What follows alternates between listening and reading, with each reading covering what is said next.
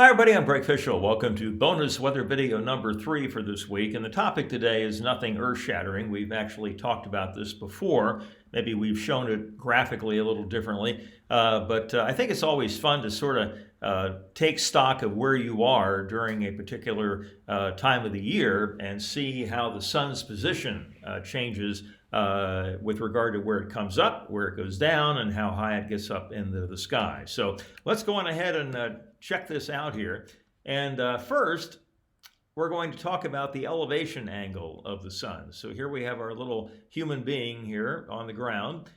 And on June 21st, the sun's rays are very direct. And this is why it's hot in the summertime. It's not because we're closer to the sun. We're farther away from the sun in July than we are in January. It's about a 3 million mile difference, but that effect of distance is trumped by the idea that the sun's rays are much, much more direct. It never gets completely overhead here in Raleigh. You have to go about you have to go down to about 23.5 degrees north latitude for the sun to be directly overhead. So we get within about 12 degrees of being directly overhead. So that's pretty steep and a pretty direct angle.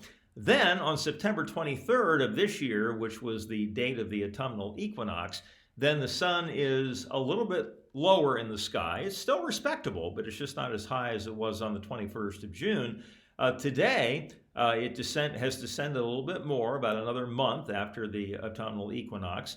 And then finally, by the time we get to the first day of winter on December 21st, the sun will only get to about 30 degrees above the horizon. So those incoming rays will be much, much more shallow. And it's analogous to taking a flashlight that if you're, let's say I'm trying to remember what's proper here. If you're lying on the ground, I think that's right. And I take a flashlight and I aim it almost directly in your face, then you're going to notice that as long as your eyes are open. You may even notice it if your eyes are closed. But if I take that flashlight and shine it at an angle, the light is going to be spread out over a greater distance and it won't be nearly as intense and you won't notice it nearly as much.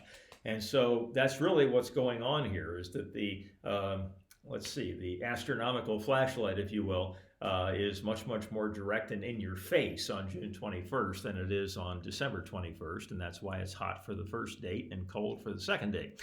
Okay, so now let's talk about the azimuth angle of the sun at sunrise and sunset on the first day of summer, the first day of fall, and the first day of winter. So I'm going to imagine here that I have our little guy here lying on his back, okay?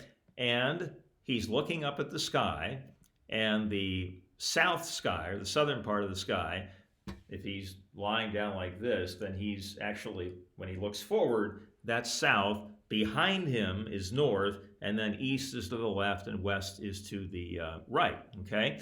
So on June 21st, the sun actually comes up in the north part of the sky and sets in the north part of the sky, and it takes a path where it quickly crosses over into the southern half of the sky and spends most of the day there before coming back to the northern half of the sky to finish its work. Now, this is interesting because I remember when I got my first thermometer, and they always said, well, put it on the north side of your house because it will avoid being in direct sunlight. Well, that doesn't work during the period from March 21st to September 21st, because the sun rises and sets in the northern part of the sky. So that thermometer is going to get a direct hit from sunlight, and that's going to make the reading much, much more inaccurate. So it's only a problem early in the day and late in the day, but it's definitely a problem. Okay, so now let's move on to September 23rd, which was the first day of fall. Here we have our little man and our sky and our directions. And the sun rises due east and sets due west and takes a path across the sky like this. So when it reaches its peak, it's about 50 degrees above the horizon. Okay, so it's not as direct as it is on June 21st, but it's still respectable. I mean, we can still have some pretty warm days in the latter portions of September. And then finally, on December 21st, coming up in 2023, the first day of winter, here's our man, here's the sky, here are the directions, and the sun rises about 30 degrees south of due east and sets about 30 degrees south of due west. And the path across the sky is much flatter, okay? And it's only about 30 degrees above the horizon when it reaches its, right around lunchtime or noontime, if you will.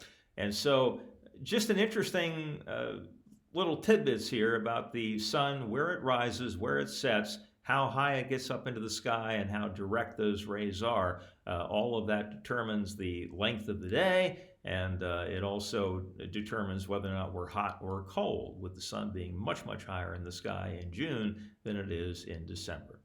All right.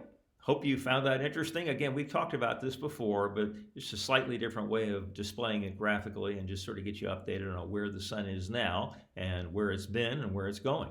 All right, there are the credits. That is the bonus weather video for this Friday. The next bonus weather video will be coming up on Tuesday, and the next daily weather update will be coming up on Monday. So you all take care, folks. Have a great weekend, and we'll talk to you first part of next week. See you later.